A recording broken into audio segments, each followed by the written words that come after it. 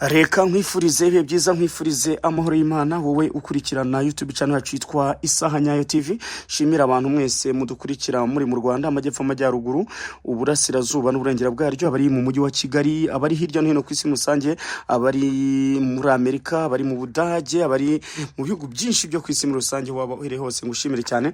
Wewe wamaze gukora subscribe, ngusaba gukomeza gukora subscribe kugira ngo tujye tugenda tubahereza amakuru kugiye nkuko YouTube channel yacu yitwa ngo Isaha Nyayo. Isaha Nyayo nyine bigomba kugezaho amakuru abari kugenda acaracara hirya no hino.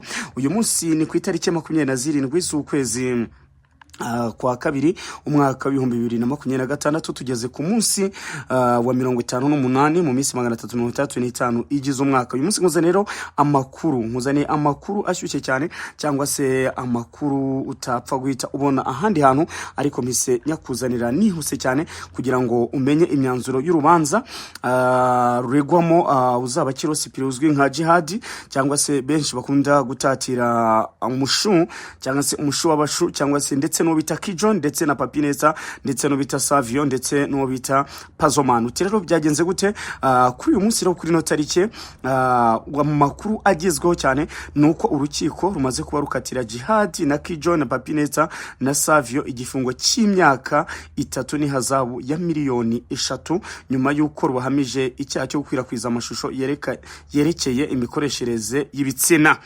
Ni mu gihe kandi witwa Pazoman we ari nawe wavuga ko watawe muri yombi bwa mbere, wamaze kugenda bwa mbere arizwe na ya mpano we yamaze ubungu yamaze kurekurwa nyine. Pazoman ari warerezwe na ya mpano amushinja ko ari we waba warayashyize hanze bwa mbere amashusho ya mpano yagizwe umwere we, yamaze kwagirwa umwere. Ariko kana none ni mu gihe uwitwa Kijoni ari wari warafunguwe by'agateganya gataha akajya mu rugo, ndetse benshi mwamubonaga ari hano hanze, we yaje kuba ubwo nyine nawe akatirwa imyaka 3 ni hazabu ya miliyoni 3, akaza rero kuba aza kuba asanga abandi mu rero rya Nyarugenge hariya Imageragere. Nkuko rero bigenze umushu w'abashu ni wenda ndakeka ko abenshi rwose mwasengaga cyane, ariko ubwo ngubwo nuko bigenze nyine. Jihad wanyu ndetse no bita Kijon ndetse no bita Papineza na Savio bamaze kuba bakatirwa rero imyaka 3. Ngaye nguko rero nyamuneka abantu tujye twirinda, nta kundi byagenda. Mukomeze kugubwa neza, ariko mwe gukora subscribe.